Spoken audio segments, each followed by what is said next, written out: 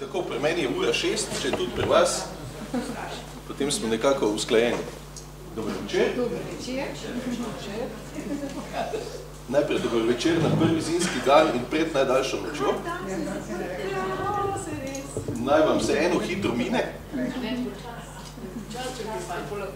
Ja. Ne, saj, ja. Veste prav, ja. Ampak saj jo že, ne, eno uro jo je že, ne, tako da jo še bo, ne vem, še 12, več kot 12 ure še bo, ne. Mislim, da je to. Počasi naj mineva. A moj del? Ja. Moj večer naj počasi mineva. Ja, bom pa počasi govoril. Dolga je noč ne bo tako dolga. Ja, ampak bom vseeno malo skrajšal, ne. Skratka, lepo, da najdaljšo noč v letu delite tudi en del z menoj, no. Sem to povedal, kaj je vprašal, zakaj pa tako hitiš trikrat, zato da mi nam lovne zmanjkali? Ja.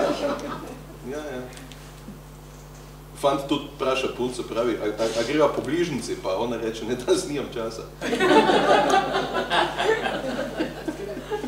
Že veda kaj. Danes nimam časa za bližnico.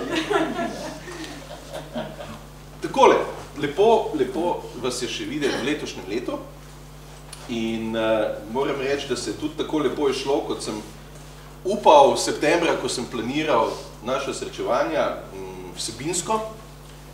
Namreč danes, kot ste opazili na plakatih, ne mestnih plakatih, mislim, teh plakatih po knjižnici, ne, se nekako ujemamo z velikimi plakati, ki ste jih verjetno opazili po Ljubljani.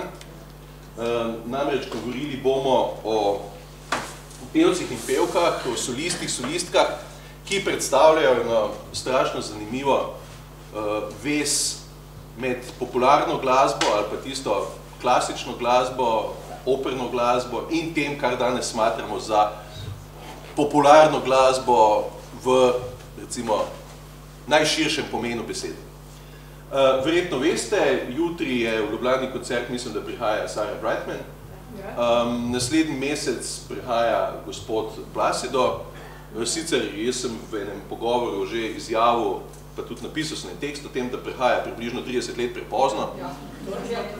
Jaz bi ga bil strašno vesel, če bi prišel pred 30 leti, danes pa mislim, da tudi ne rabi več priti, zato ker mi je hudo gledati slovensko glasbeno sceno teh resnih glasbenikov, ki prihajajo vsem, kot da je Slovenija neko zatočišče in smetišče pravzaprav enih ljudi.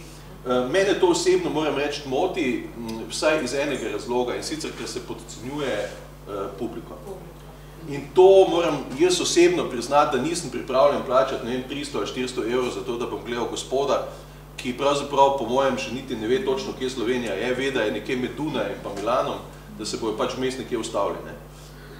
Se pravi, osebno me to malo moti, kar pa ne pomeni, da gospod Placido Domingo ni legenda, ni nekaj, kar je potrebno v življenju slišati, kar je potrebno v življenju doživeti, že, ampak leta 80, ne pa leta 2017. Moje stališče, lahko ga vzamete, lahko ga opustite. Jaz osebno namreč smatram, da so glasbeni interpreti dolžni na nek način v svojih, rečemo, dobrih letih, ko lahko ene stvari pokažejo, ko jih lahko ponudijo, so dolžni to čim večjemu številu ljudi narediti in morajo pa spoznati, da v nekem trenutku je pa potrebno ene stvari mogoče zamenjati, se posvetiti bolj pedagoškemu delu, se posvetiti bolj, ne vem, drugačnemu delu, ne pa toliko eksponiranju samega sebe. Zdaj, jaz razumem, da te stvari v današnjem kapitalističnem svetu prinašajo seveda še vedno dobičke in ti dobički niso tako majhni, jaz mislim, da en takšen koncert stane nekaj vaših letnih plač, vsekakor pa, ko pa pogledamo, da je možno priti do posnetkov, dobrih, recimo, plošč izpred let, pa ne vidim kakšne velike razlike, če bi šli gledati takšen koncert, pa bi tam človeka videli, mislim, 0,4 cm velikega, slišali iz ne vem kakšnih zvočnikov, zaradi mene tudi lahko izvajali na playback, kot pa doma, recimo, v nekem okolju je dober koncert izpred let ali pa dober prenos opere izpred let, ko so bili ti ljudje pravzaprav na tistem glasu, kot jim je služil takrat. kot rečeno, jaz podpiram to, da se umetnike spoštuje in hkrati opozarjam na to, da Slovenija, da mi ni všeč, da je Slovenija postala eno odlagališče nekih ljudi, ki pridejo tu sem se pokazati. Ok. Toliko za zdaj. Izvolite. Kaj pa menite na to, da bo Stosca, ki niso najbolj akustični? To so ugotovili že pred mnogimi leti in še do danes se ni nič spremenila. Vse Stožice so namenjene temu, da je tam mnogo ljudi, ne da so tam ljudje, ki bi radi nekaj posebnega. Tako da jaz razumem, da je to lahko v Stožicah samo zaradi tega, ker bo mnogo ljudi. Karti, kot veste, so za januar že zdavnaj pošle. In ja, pošle so najprej ta najdražje karte. In to je fenomen, da so ljudje pripravljeni za neke pač kulturne, rečemo, doživetja plačati ogromno. Dosti. Zelo dosti. Lahko pogledate na net, vse so objavljene, jaz ne mislim reklamo ne za ene, ne za druge dele, ampak mi je pa smešno, ko so se ljudje pripravljeni zmrdovati, recimo, ne vem, za letni abonma opere in baleta, ki stane polovica ene vstopnice koncerta, ki ga bojo doživeli tam. Mislim, in se jim zdi polovica za celo leto dati, recimo, kot abonmajsko karto. In pol se reče, kultura dosti stane, pa glasbeniki, ne vem, kaj še vse se, a veste, pa se jaz tudi vprašam ene stvari, mislim. Ampak gledajte, saj, pač, tako je. Se tam bojo ljudje, po mojem, ki z glasbo niti nimajo vsi toliko veze. Ja, tam se bojo prišli pokazati, pa malo povedati, da so pa le bili, ne. Povedati, da so bili tam, ne. Ja, pa se srečati mogoče z nekaterimi, za katere ne vejo več, če so še živi. Tudi možno, ne. Mislim, ja, kaj pa, a glej, ti si tudi še živ, ne. To je življenje. Ja. Torej, ampak vseeno vidite, da smo naravnali današnje srečanje na pevke in pevce, ki predstavljajo v tem, recimo, svetu solističnega pevskega dogajanja nekaj posebnega. Zdaj, na plakatu, ki se ga je naredilo, je seveda gospod Pavarotti, ki je tista največja, najbolj prepoznavna blagovna znamka, seveda. Jaz mislim, da mu gre mesto v glasbeni zgodovini največjih interpretov. O njem bom tudi danes spregovoril, ampak vendar bi rad predtem povedal nekaj besed o teh glasbenih interpretih na splošno opernih pevcih. Kot veste, zadnjič smo že nekaj govorili o zborih, smo govorili o dirigentih, letos smo govorili o teh zadevah. Glasbeni interpreti, pevci, seveda so bili vezani oziroma so pričeli biti vezani najbolj na glasbeno obliko, ki jih je seveda pred natančno 420 leti katapultirali v svet, rečemo, odra in teh glasbenih oblik, ki jim danes rečemo opera. Namreč, zakaj pred 420 leti? Namreč, takrat je v Firencah prvič bilo izvedeno eno delo, ki se je imenovalo opera. Gospod, ki je napisal, je bil Jacopo Peri in tale opera je bila Daphnis in Chloe. Zdaj, takrat se to ni imenovalo opera, ampak je bila bolj nekako dramska igra z glasbo, rečemo, ne? Dramska igra z glasbo in tale dramska igra z glasbo je predstavljala začetek tega druženja solističnega petja in zgodbe in orkestrske igre. Seveda ni bilo niti približno to, ni izgledalo niti približno to tako kot danes, da bi bil orkester pod odrom ali pa poglobljenim odrom, ali pa da bi imeli kakšne posebne kulise, ali pa da bi, skratka, tega vsega ni bilo, ampak beležimo nekako začetek tegale glasbenega, solističnega, vokalnega, inštrumentalnega dogodka v neki zgodbi, kot nekega performansa. To beležimo 420 let. Kaj se potem z opero dogajalo, zgodovina pove, lahko sledite temu, je pa res, da se je to zgodilo v Italiji. To ni tako zanemarljivo, kajti, če boste govorili s kakšnimi strašno velikimi ljubitelji opernega petja in zgodovine boste ugotovili, da bojo vsi prisegali na vse prste, da je italijanščina tista ta prava, ki je namenjena tej glasbi, ker zazveni, ker je polna vokalov, ker je bla, bla, bla. Vse to je res. Italijanščina ima praktično največ vokalov. Če poslušate italijanščino, kako jo govorijo, jo tako na pol že pojejo. Ne? Treba je samo še orkester dati zraven, pa že imate opero. Dejansko pa se je pokazalo, da tudi v nemščini, v francoščini, v španščini, v drugih jezikih nič kaj dost ne manjka, je treba samo znati prave besede poiskati. In ravno tako so spevne. Jaz si ne predstavljam, zdaj pa če tako pomislimo, recimo šansona drugačnega kot v francoščini. Ne? In šanson je v italijanščini prav smešen. Ne? In tako so se nekaterim zdele opere v francoščini prav smešne. Ne? Gre za to, da mi začnemo družiti glasbeno tvorino kot takšno in začnemo družiti z jezikom, v katerem se glasba odvija. In glasbi je pravzaprav italijanščina že od nekdaj malo položena v zibko.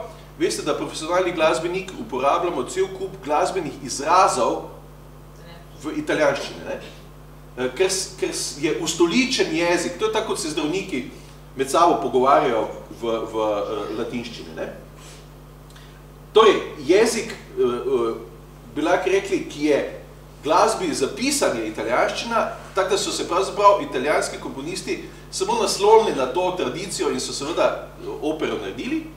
Ampak, če pa pogledamo zgodovino, pa so imeli Francozi vsaj kakšnih kar nekaj let prej, lahko bi rekli 20-30 let prej so že imeli glasbeno dramo v francoščini, ampak Francozi so rajši imeli balet, ne?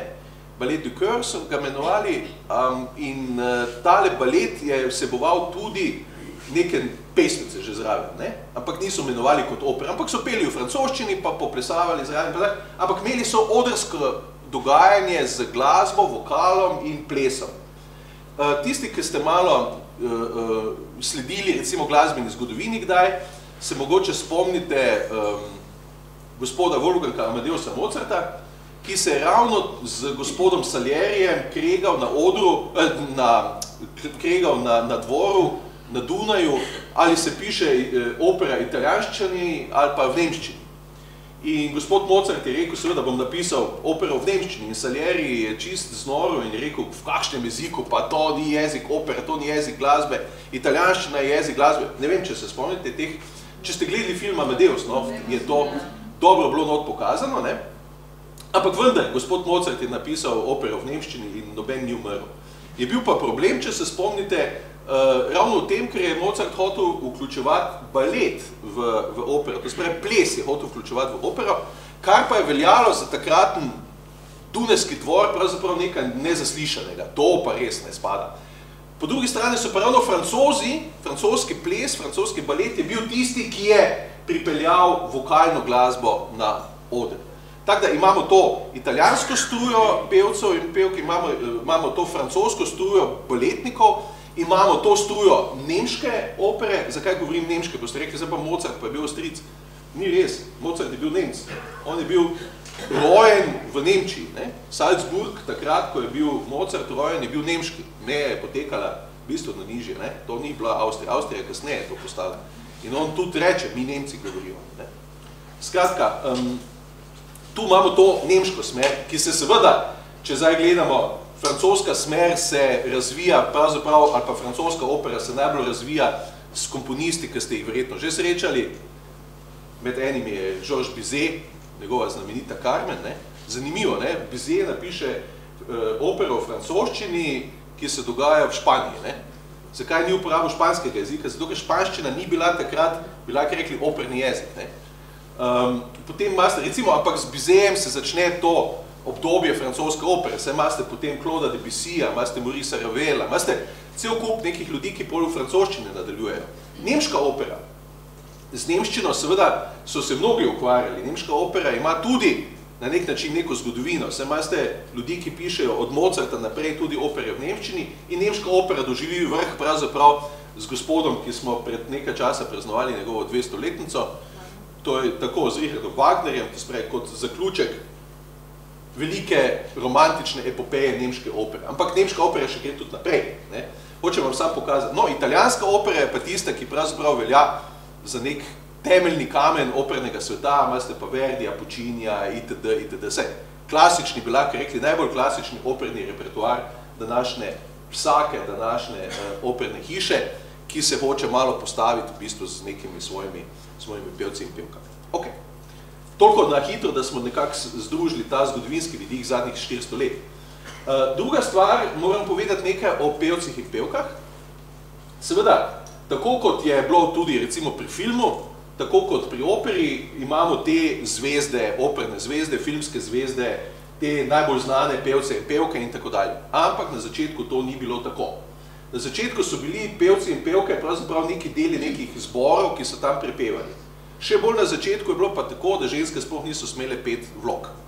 In te vloge so prevzemali tako imenovani kastrati.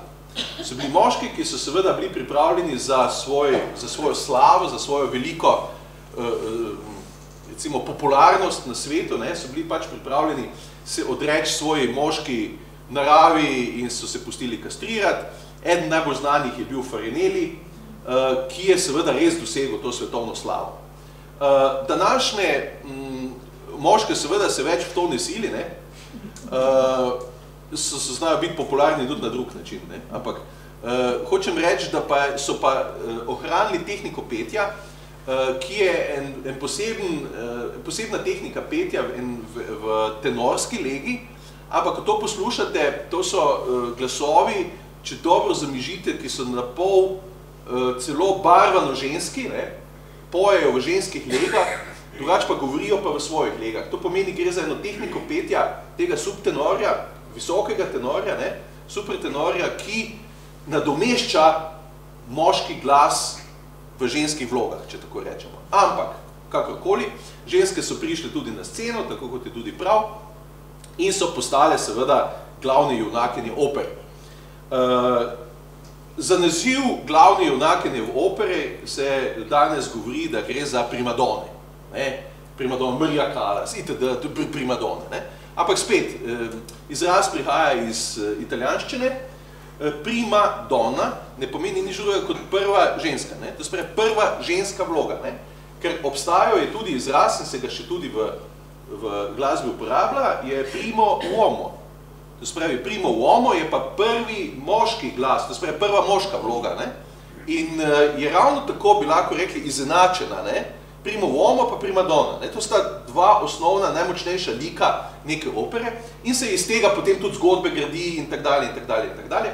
Seveda, ker so bili pa moški komponisti vsa stoletja že šovinisti in se danes ni kaj dosti spremenila. Če gledate opere vsaj romantičnega ali postromantičnega obdobja, ti komponisti vedno svoje primadone na odru pustijo izdihniti. Na en ali drug način, ali se jih zabode, ali umrejo od srčnega infarkta, ali padejo kam dol, ali skratka izkrvavijo, ali se jih vstreli, ali skratka, ali naredijo pa samomore. Skratka, žensko je treba v operi ubiti, ker pol ostane sam še primo uomo, on pa živi ali pa ne.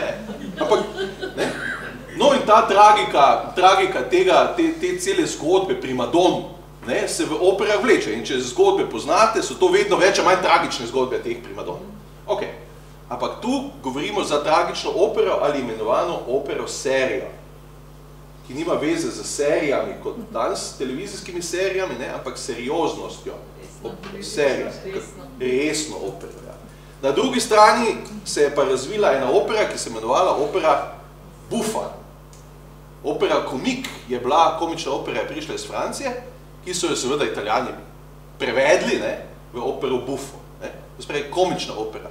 Zdaj, iz opere serije se seveda razvije Wagnerjeva velika glasbena drama, itd., pa potem psihodrama, iz opere komik, oziroma komične opere, buffe opere, se pa po enem zelo takem srečno-nesrečnem naključju razvije pravzaprav opereta.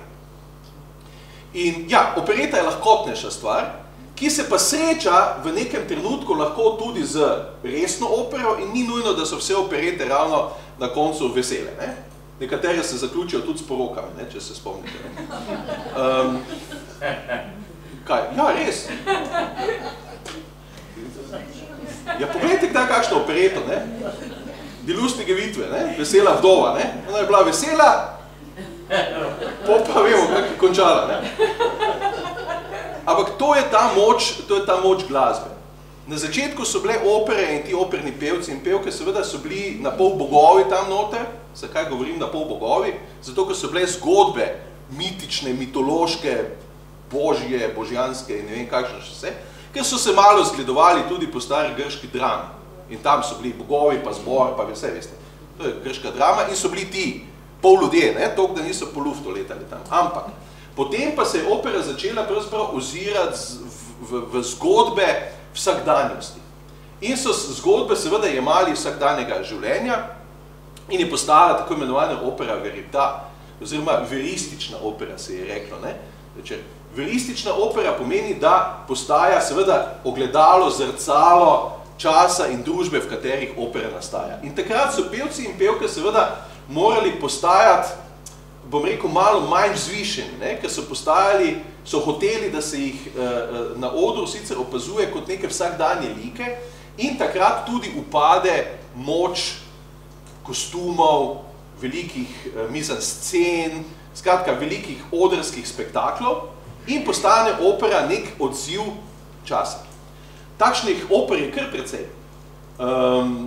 Če sem omenil že nekatere, recimo Carmen, opera Carmen, Georges Bizet, je pravzaprav točno opera, ki se dogaja v ljudstvu, med ljudmi, med navadnimi ljudmi. Kot veste, Carmen je delavka, ki dela v tovarni cigaret in se zaljubi po nesreči v enega vojaka. Mislim, skratka, sej, ampak to so zgodbe, ki jih lahko berete v časopisu, mislim, to so vsakdanje zgodbe, ne? Ali pa La Bohème, Puccinijev, ali pa Traviata, La Traviata, recimo, Verdiva. Skratka, to so stvari, ki se dogajajo ljudem vsak dan in so ljudje seveda začeli opazovati te operne predstave kot odsev njihovega časa. Komponisti. Komponisti, ki so pisali opere, so seveda iskali dobre zgodbe. Dobre zgodbe so našli v starih romanih, knjigah, mitih, legendah, kot recimo Wagner, ki je vzel nordijsko mitologijo in tako dalje. Lahko so pa seveda tudi iskali v nekem vsakdanjem življenju, ampak so rabili enega človeka zraven sebe, ki se imenoval libretist. Libreto je pomanjšan ime, izraz za knjigo, ne, libre. Je knjiga, libreto je majhna knjižica, ki je napisana, oziroma ki je narejena v takšni vezani obliki, da se jo da prepevati. To se pravi, neka pesniška forma, bi lahko rekli temu. Seveda poznamo različne dobre libretiste. Kot veste, je gospod Wagner, ki sem ga že danes omenil, bil sam sebi in libretist in komponist, zato ker je smatral, da on ve točno, katere besede on potrebuje za svojo glasbo.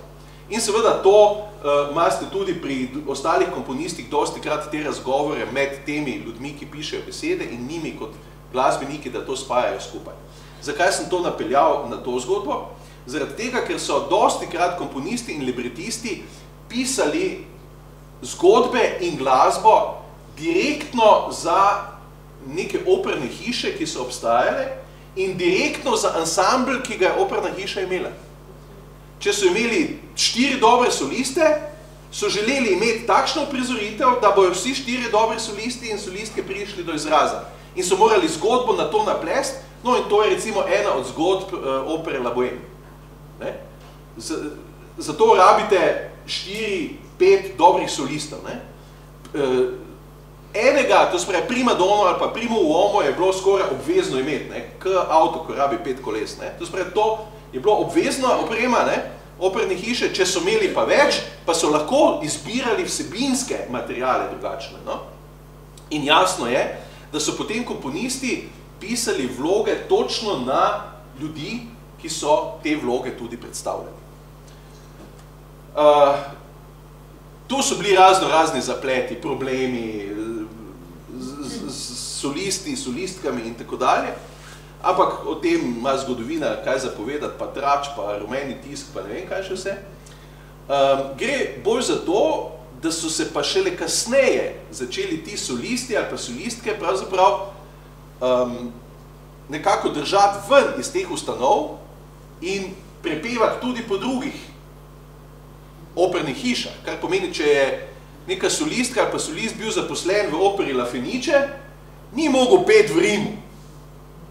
Potem so pa začeli si malo sposojati, te dobre pevce in pevke, no, in od tu je prišlo seveda to, kar je pravzaprav danes in že kar nekaj časa zelo prisotno, da so ti veliki solisti nekako za sebe, so svoja inštitucija in jih te velike operne hiše, La Scala, Pariz in tako dalje najamejo za sezono ali pa samo za določeno operno predstavo, ki jo imajo sicer narejeno s svojimi nekimi možnostmi, ampak v tej in tej predstavi bo pa prišel pevc, pevka iz tam, od tam in tako dalje in tako dalje. Kar pomeni, da je ta oblika petja, solističnega petja, postala seveda tudi nek tržen model, preko katerega se da različne vloge v različnih opernih hišah tudi izvajati. Zdaj, nek pevc ali pevka seveda ima v svojem življenju možnost razviti različne vloge. Vloge, ki so napisane bodisi za njen ali njegov glas, to spravi glasovni razpon, bodisi da ustrezajo glede na lik, ki ga predstavlja. V glasbeni literaturi imate ogromno vlog pravzaprav za soprane, za koloraturne soprane, imate ogromno vlog za tenorje, za dramske tenorje in tako dalje, kar izhaja iz zgodovinskega dejstva, da so sopranistke in tenoristi bili prima donne in prima uomo. Šele nekoliko kasneje so se razvile velike vloge za alt ali pa velike vloge za bas. Velike, res velike vloge, ki jih je pa seveda dan danes ravno tako dovolj, kot je v njih za soprane in tenorje. Hočem samo pokazati, kak je tale zgodovinska lestvica pomembnosti šla in se vedno smatra, da so solisti, tenoristi pa sopranistke. Ne? Tenoristi, ja, pa pridejo altistke, pa basisti, pa baritonisti. Ampak ne zato, ker so kaj manj vredni, ampak zato, ker je literatura najprej štartala na ta dva glasova. Ne? Potem današnji status opernega pevca in pevke je seveda podoben, kot je bil, to spravi, gre za neke zvezde, ki so pripravljeni potovati okrog po svetu, gre za odlično izvežbane glasove, ki imajo za sabo toliko in toliko vlog in dejansko so pripravljeni hitro vloge menjavati, lahko poje, ne vem, La Bohème danes tukaj, jutri poje, ne vem, Aido nekje druge.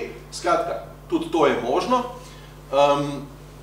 Kar pa je danes še bolj zanimivo, pa obstajajo tako imenovane crossover vloge, glasbene vloge ali te križne vloge pevske.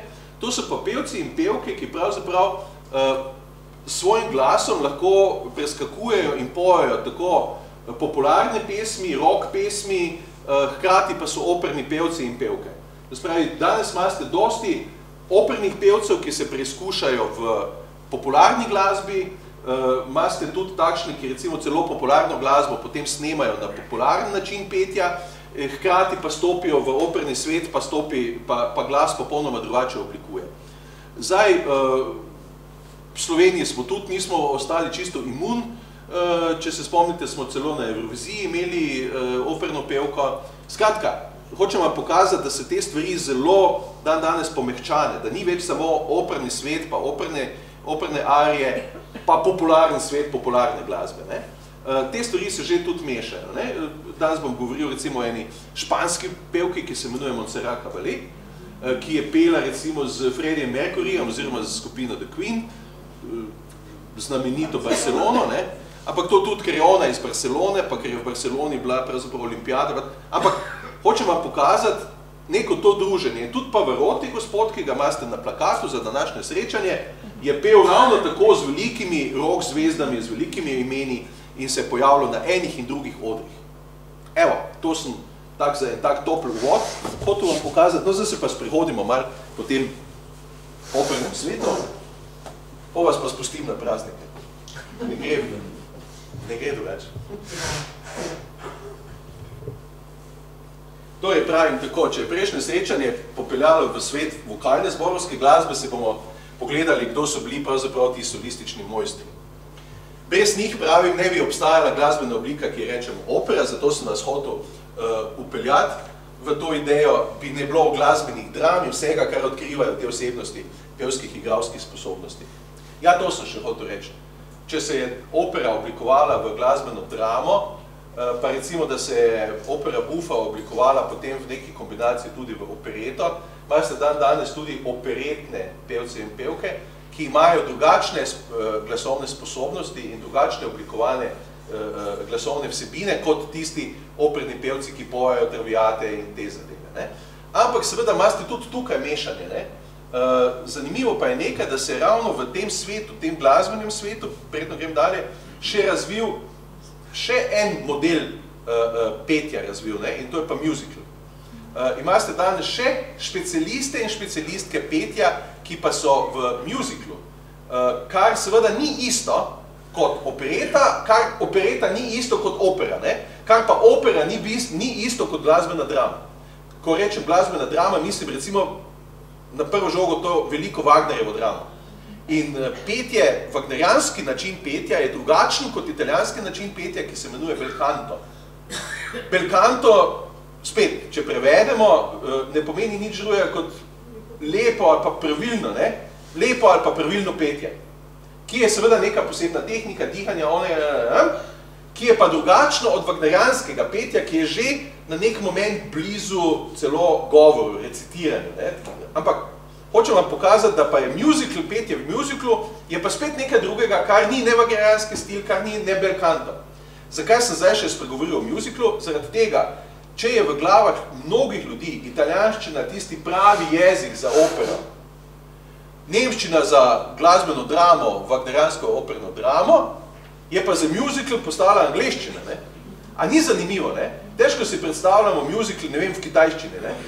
Ampak hočem vam pokazati to, kako jezik sam, zvok jezika, potegne nas, poslušalce, v neko zgodbo glasbene oblike in glasbe kot takšne. Ne?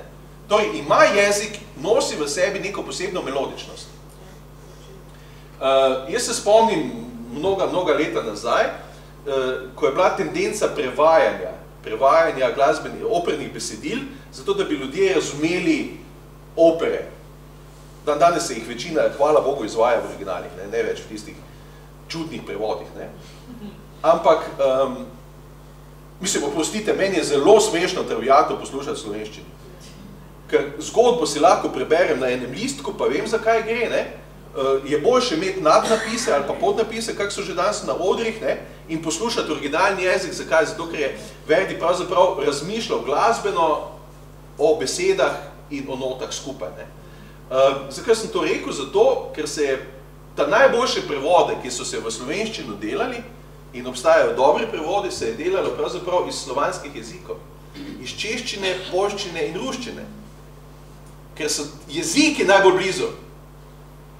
Namreč, težko je narediti prevod iz germanskega jezika v slovanskega ali pa iz romanskega v germanskega. Jezikovne skupine ne grejo dobro skupaj. Ne? In zato recimo prevod iz italijanščine v španščino ali pa iz španščine v italijanščino je bolj preprost, kot pa iz italijanščine v nemščino. Veste? In za takšni prevodi se mi ne zdijo toliko problematični, kot če so prevodi pravzaprav v različnih jezikovnih skupinah.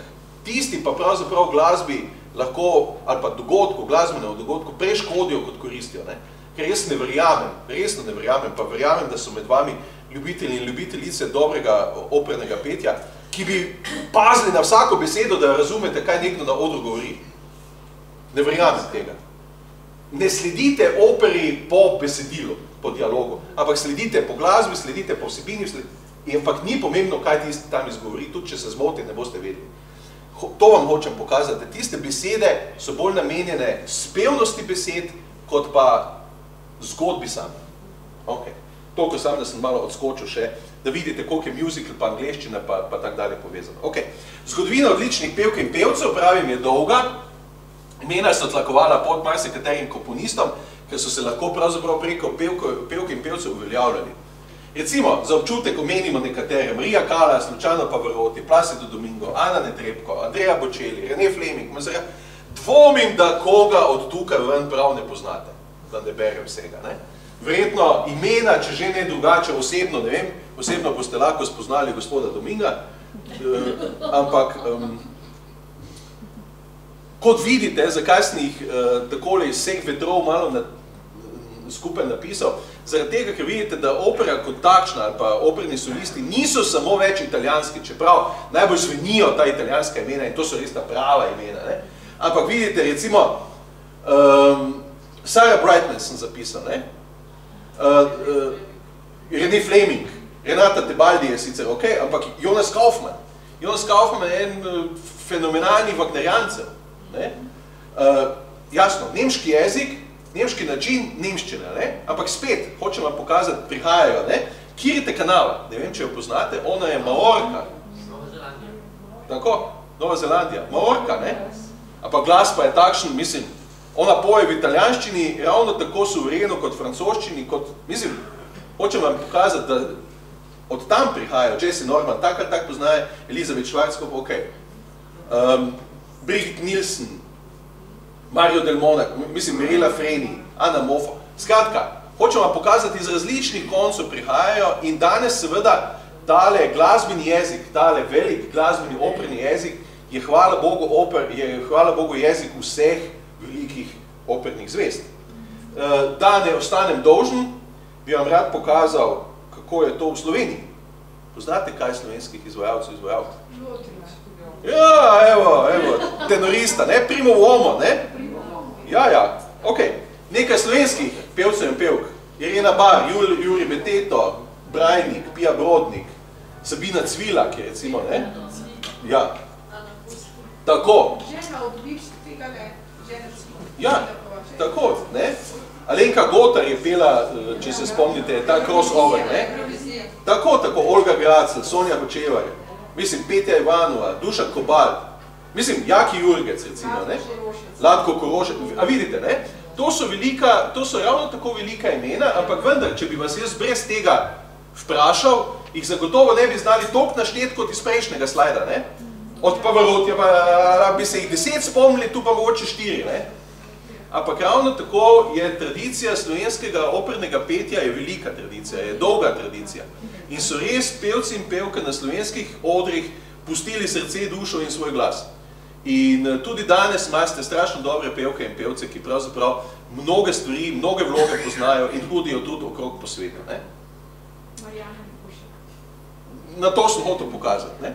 Marjana Lipušek je ena od takšnih, tudi hčerka Marjana Lipuška, komponista, skratka, tudi do nje bi rad prišel. Ne? Samo toliko, da imamo en občutek, da obstaja pravzaprav na enem in drugi strani obstajajo dobri pevci in pevke. Ne? Ok, naj začnem z gospo, ki je umrla natančno pred... Točno. Ja, gre za to, ona je bila Grkinja. Maria Callas Menegini, ne? Ona je bila Grkinja, kar pomeni, da že zato sem vam jo v začetku pokazal, da ni Italijanka, ne? Ampak predstavlja pa divo, bi lahko rekli zgodovinsko divo vlog in petja sploh v milanski Laskali. Torej, gre za grško-ameriško sopranistko, z najboljšo belkanto tehniko. Največkrat je pela v klasičnem repertoarju, to se pravi opere serije, o tem sem vam prej govoril. Komponistov Donizetija, Bellinija, Rossinija, Verdija in Puccinija. To je bil njen repertoar.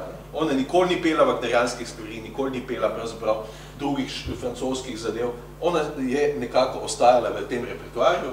In v zgodni karieri je pela seveda tudi Wagnerja, ampak toliko, da ga je sprobala, pol pa se je seveda umaknila. In njena največja tekmica je bila seveda Renata Tebaldi. In to je bilo na nek način tudi začutiti v tistih časih, ko sta bili obe dve primadoni, ne? Ali bo Tebaldijeva, ali bo Callas, ali bo tista, komu so časopisi bolj naklonjeni. Pa so eni bili bolj naklonjeni tej, eni pa oni. Pokazal bi vam eno najbolj znanih arij od Puccinija, O mio babino caro, ki ga zapoje pravzaprav Maria Callas in predstavlja danes še vedno tisti skoraj komaj da dosegljiv način izvajanja Giannis Kiki, opera, ne? Način izvajanja tega čistega belkanta z igro vred, ne? Ker vi morate vedeti, da so pevci in pevke morali biti na nek način tudi igravci, ne? Ni bilo dovolj, da so se postavili na oder pa svoj lep glas razlili po dvorani, ne? So morali imeti tudi neke fizične lastnosti igre, ne? No, in ona je bila eno in drugo in tretje, če hočete, ne. Ok, ta sočarobnost ne pustimo na eni sami pevki, no. Kaj, še bomo prišli do tja. Je pa čarobno, ne. To pa je treba reči, mislim. Tadam! Ja, s tem imenom se povezuje marsikaj, ne? Ampak, ok, gospod. Bistveno prej je bil. Ja, imate prav. In je 10 let, zato sem tudi spravil 77 let, že 10 let je gospod mrtev, ne? Ja. Gre pa zato, on je bil pa italijanski operni tenorist, poleg opernega je pel tudi popularno glasbo, kot veste, znan kot solist tudi od 3 tenorjev, skupaj z Placidom in Carrerasom. Svojo pevsko kariero je pričel leta 61, zaključil, 61 je isto Carreras začel tudi, ne? Oba dva sta začela, zaključil leta 6 z izvedbo Nessun Dorma in to je bil njegov podpis, ne? In če vidite, eno leto pred smrtjo, pravzaprav je on Nessun Dorma zapel, še vedno kapo dol, na zdravje. Odpel je pa Nessun Dorma na zimski olimpijadi v Torinu, to je bil dogodek. Pel je bel canto vloge v Verdijevi Aidi, recimo Puccinijev Bohème, Toschi, Madame Butterfly in mnoge druge. Bel canto vloge je on pel, ne? Mnogo je nastopil tudi za dobrodelne namene. Če veste, on je bil zelo močno, je bil v tem vpet noter, ne? In potrudil sem se samo za vas, samo za danes in samo za prvi zimski dan. Nessun Dorma, zadnji njegov posnetek iz olimpijskih iger. Leto dni zatem ga ni več bilo in to je tudi zadnje, kar je on nastopil. Njegov zadnji nastop od zadnjega. Toliko, da veste, in memorija. Tako, tak je odšel sveta. Tak je odšel. Ampak mi gremo dalje. Ana Netrebko, ena, ja, priznam, evo. Priznam, res. Ja, ampak priznam. Ampak če jo pa poslušate, je pa še vedno lepotica. To je gospa Ana Netrebko, rojena leta 71. Jurevna Netrebko seveda je pa ruska sopranistka, ne? Ampak z avstrijskim državljanstvom. Ne? Zato sem nabiral, pravzaprav, če sem začel z Grčijo in ameriškom pevko, nadaljujem z Italijanom velikim, ampak vidite, zdaj ni več pomembno, da so to italijanski pevci in pevke. Ne? Ok. Nas je opozorila za vlogo v Figarovi svadbi leta 1994, nas nadaljevala Ruslan in Ljudmila Glinko, ne? Pa Don Giovanni, Mozart, Lucia di Lammermoor, Donizetti, Rigoletto, Verdi, poje pa v največjih opernih hišah po vsem svetu. Ona je danes ena najbolj posojanih, če tako rečem. Ona nima svoje hiše, v kateri bi pela, ampak je najbolj posojena. Od Covent Gardena, od Paris, La Scala, Salzburg, Dunaj. Skratka, ni da ni. V zadnjih 10 letih je prodala več kot 4 milijone plošč. Poje pa snema pa samo za Deutsche Grammophon. Z njim ima pogodbo, 4 milijone plošč, to pomeni, da ni samo operna diva in pevka, ampak da je res popularna v tem, kar počne in nikoli ni stopila pravzaprav v pop. Ne? Ona ni crossover, ne? Ona ne preskakuje. Seveda, kaj drugega kot Puccinijev Bohème?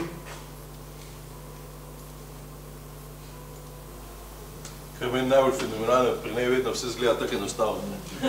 Sem jaz probal to doma za 5, pa ne dobro. Mislim, besedilo je še šlo, sem tam tisto gor, pa ni šlo več. Ja, ampak poskusil bo sem.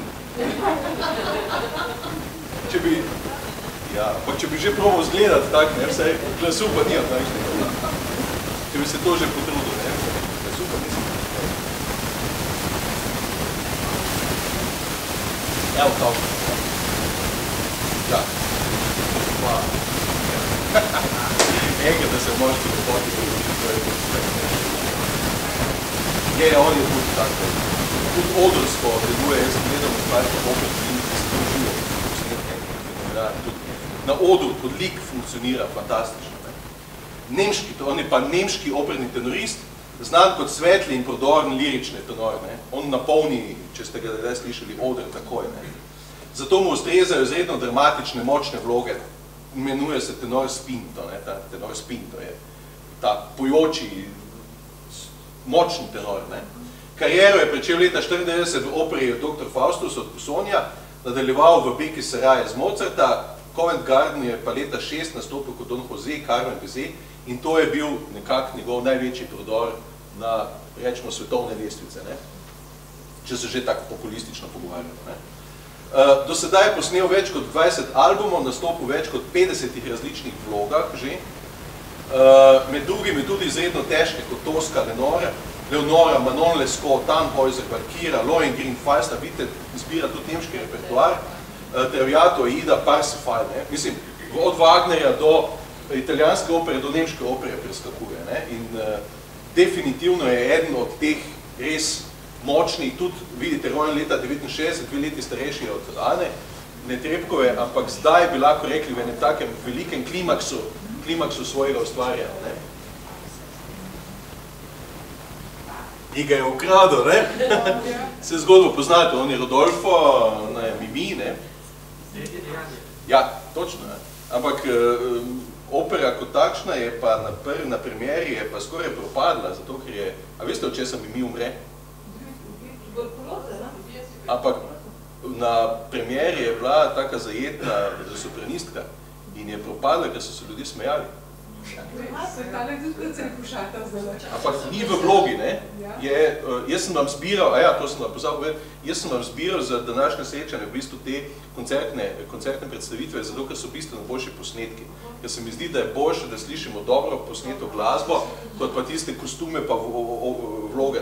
Se mi zdi, da gre tu le za glasbo, ne gre toliko za opero kot takšno. Ampak ja, propadla je skoraj, da je propadla, ker so se ljudje smejali, kak je ta primadona, ne, 2x2 metra lahko od etika umrla. Ja, ampak to je problem.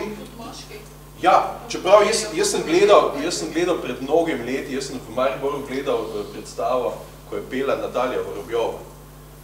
Ne vem, če ste jo kdaj slišali pet. Fenomenalna, ona je tudi krhka, je bila takšna, sama je bila krhka. Jaz ne vem, če polovica dvorane smo jokali, zato ker ona je pela svoje življenje. In je dejansko umrla skoraj da na odru. Ne? In Natalija Vorobjova, če boste kdaj gledali, malo fenomen je bila, fenomen, uvožena, v bistvu ruska pevka je bila, pa kak je ona Mimi naredila, tragično, njeno življenje na odru, mislim, to je. In je, hočem vam reči, koliko pomaga izgled lika včasih, ne? Ampak tu pa se zgodba žal tudi poveže s tem, da je umre od etike, ne? In potem težko vidite takšen mali lepi sodček, ki sicer poje božansko, vi pa morate razumeti, da ona umira od etike. Ne? In so se ljudje resnično so se smejali. In to ni bilo tako preprosto takrat najti pravi lik, ne? Da bi tudi igralsko pravzaprav ustrezal vlogi, zgodbi, ki jo na odru predstavlja. Ne? Kje pa je bilo? Mislim, da verjetno ali Dunaj, ali Berlin, ali nemški oder je bil. Ne, mislim, da ne. Mislim, da so to sem kazali. Mislim, če vzamete Monserrat Caballé, recimo, je tudi precej... Ja, se jo bomo videli. Ona je tudi tako, ja. Ja, sem nikoli težko, da bi ona Mimi kaj odpela, ne? Recimo. Ja, že ne vem, kak bi na poslu jo spravili tam gore. Andrea Bocelli, možak, ki se tudi dostikrat pojavlja in on je eden od teh crossover pevcev, ker poje različne stvari. Velja za enega najbolj vsestranskih italijanskih opernih pevcev, tenoristov in poje vse od pop, rock in klasičnega repertoarja. Ne? On poje resnično vse in nekateri mu to tudi zamerijo. Vam povem, da v opernem svetu nima on prav visokega ratinga, ker mu reče, poj tam pa ga tudi nimajo preveč radi, ker poje tudi v oper. Mislim, mu tudi, recimo, ta resni kritiki, tisti, ta hudo resni kritiki mu znajo to tudi zameriti. Ne? Ampak do zdaj je prodal več kot 70 milijonov albumov. Po vsem svetu, ne? Pa če je vsakega prodal za 1 evro, ne? Si ziher že kupil dober bicikl, ne? Tako da, to je, veste, to je popularnost, ne? Ampak, okej. Je pa tudi saksofonist kitarist, pianist, po osnovnem poklicu je pa odvetnik. Sem tak, da veste, ne? Pevc, že pevc, ne? Ampak ne? Tudi to, ampak on je slep. Ne? Se ne vem, pa Robert, ne? Ja, dejansko sta se tudi poznala, ampak on je slep, zdaj pa morate vedeti, da on ne more not čitati. Ne? To se mora naučiti po posluhu in tako dalje, posluhu. Ne? Ampak hočem vam povedati, da je pa glasovno je pa odlično. Njegova Schubertova Ave Maria, samo klavir in on, da slišite glas. Ok, seveda moramo vedeti, da on tudi, ko nastopa, se nastopa precej in tudi dirigenta ne vidi, ne? Spravi, on se mora zanašati na nek svoj notranji ritem, se mora zanašati na to, kak orkester sliši, se mora zanašati na vse to, ne? Kar pravzaprav dirigent v takšnem posebej. Tukaj je René Fleming. René Fleming, ki je pa ameriška pevka. Sopranistka svojo kariero pričela z vlogo Don Giovannija Mozartu leta 1988, repertoar obsega Bellinija, Bizeja, Mozart, Čakovski, Donizetti, Dvoržak, jasno, Händel, Hanáček, Lehar, operetni torej tudi, ne? Lehar je opereta, ne? Massenet, Puccini, Rossini, Verdi, Strauss in pa Wagner. Ne? Do zdaj je postela več kot 40 glasbenih albumov in 20 DVD-jev. Ona je tudi stopila v ta svet, rečemo, filmskega video prikazovanja oper. Ne? In tu noter je ona tudi zelo močna, dovoli posnet opere, nastopa v opere ravno kot, bi lahko rekli, na polfilmskih predstavah. Ne? Torej, tale medijska, zelo močna medijska podpora je. Ne? In lahko poslušam njeno Traviato, ki je zagotovo odlična. Tu sem pa našel odrsko prizoritev Traviate, zato ker tudi dobro, glasovno dobro posneto. La Traviata, opera, ne? Se spomnim, da so se že imeli La Traviata, kako se to prevaja, ne? Traviata. Prevod so naredili kot Traviata, ne? Kot da je tak ime, ne? Ampak La Traviata pomeni zapeljivka, ne? Traviare pomeni zapeljevati, ne? Spravi, to je naslov zapeljivka, je naslov in to ne morate prevesti La Traviata v Traviata, ne? Zato, ker njej je ime v vlogi Violeta, je, ne? Spravi, če bi že hoteli prevajati, bi njeno ime dali, ne? Traviata bi lahko pa rekli zapeljivka, bi bilo naslov opere, ne? Pa Traviata so prevedli, ne? Sam La so dali v stran, pa je že slovenska, ne? Mislim, ampak ja, pustimo. Tadam! Tadam, ne? Ja. Ja, to si tako fotografijo vzel, da je šla nor. Spodaj ne vem, kak je dalje, ne? Ampak, okej.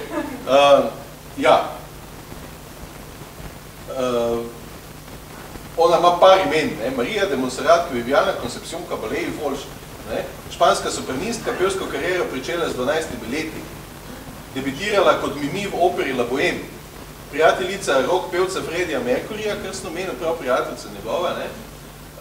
Skupaj sta naredila leta 1988 celi rock album, sta pravzaprav ona dva naredila, ne?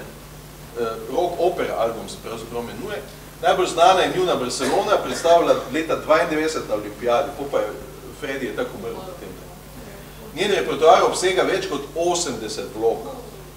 80 pevskih vlog, ne vem, če si to predstavljate, če preštejete počasi do 80, boste videli, koliko je tega, različnih vlog, ne. Komponisti pa vse od Mozarta do Wagnerja, ne, vse. Ona je pela skr, ne. Izdala 30 albumov, leta 13 pa prekinila kariero na svoj točno 80. rojstni dan. Tonk je rekla... 80 leta je pela. Ja. In tam je nehala, ne, ampak je pa res pela. Ona je res pela, tako da. No, in tukaj bi vam pa predstavil, seveda, ja. Tu pa ne morem, da ne bi tega. Nikaj, ne? Nikaj, za reči opera, čista opera. Evo, eno tako. Marjana Lipovšek, verjetno najbolj znana slovenska operna pevka, zdaj kot mezzosopranistka je ona. Hčerka komponista Marjana Lipovška študirala najprej pedagogiko na Akademiji za glasbo v Ljubljani, nato se posvetila petju, edina slovenska Wagnerjanka, ko je treba reči. Nastopa po vsem svetu, repertoar obsega preko 50 različnih vlog, pela je na več kot 40 glasbenih albumih. Znane so njene vloge v operih Valkirja in Tristan in Izolda. In prav Tristan in Izoldo Wagnerjevega Wagnerja bi vam rad pokazal, kako Marijana zveni. Okay. Ja, glas je zagodnov, wagnerijanski glas in tja spada. No, gospod.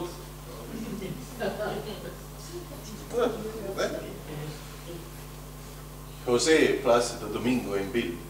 Španski tenorist, dirigent, do zdaj je posnel več kot 100 oper. Velja za najboljši lirični in dramatični tenor, nastopal v 147 različnih vlogah. Dobitnik mnogih glasbenih nagrad in priznan od Gramija, mnogih zlatih plošč in tako dalje. Nastopa v največjih svetovnih opernih hišah, že omenjene Metropolitan, Covent Garden, London, La Scala, Dunaj, Salzburg, Sydney, New York, Paris, Berlin, Washington, Nidanine. Mnogo deluje tudi pedagoško in humanitarno. To mu je treba priznati, on je tudi močen v tej veji, recimo, popularizacije glasbe in tako dalje. No. Tu imam eno njegovih, po mojem, najboljših vlog, to je Otelo. Ja, no, izjemno močno, tudi odrsko močno. Zdaj, v čem je pravzaprav razlika, če gledamo ali pa poslušamo pevca, ki izvaja odrsko neke arije ali pa jih poslušamo ali pa pojemo, spremljamo skozi njegovo igro. Ne. Pevc, ki stopa, ki nastopa pravzaprav pred orkestrom, ima nek mikrofon, ima nekaj, je lahko v svoji drži, lahko diha, lahko poje, tako kot se postavi. Ne. In zelo važna pri pevski tehniki je tehnika dihanja, ne. Zato da lahko poje. Medtem, ko je na odru, pa vidite, mora biti na tleh, mora ležati, mora stati, mora se priklanjati. Mislim, telo mora spraviti v najbolj mogoče in nemogoče poze in hkrati mora seveda njegov glas mu služiti. Ne. In to je tisto, zato sem rekel, kar pomeni biti tudi dober igralec. Imate tudi samo koncertne pevce in pevke, ne, ki koncertno izvajajo, imate tudi takšne, ki funkcionirajo pravzaprav s celotno svojo karizmo, s celotnim telesom na odru. In Plácido Domingo je zagotovo eden takšnih, ki je v vlogah, mislim, on lahko leži na odru, stoji na odru, na glavi, ni važno, njemu glas pravzaprav mu vedno mu služi. No? In to je tisto, kar mogoče pri opernih pevcih včasih pozabimo, da je tudi njihov telo, njihova vloga, tista, s katero morajo oni obvladati oder. Ne? Pet seveda samo na odru je nekaj drugega kot pet vlogo v vlogi. Lepo vas povabim v četrtek na naslednje srečanje, če boste le imeli čas 18. januarja, ampak šele drugo leto, prosim, letos ne več. Ja, letos ne, jaz ne bi, več letos ne bi. Želim vam lepe praznike, lepo se imejte, dobro skočite v naslednje leto. Hvala vam za to leto in se veselim naslednjega videa.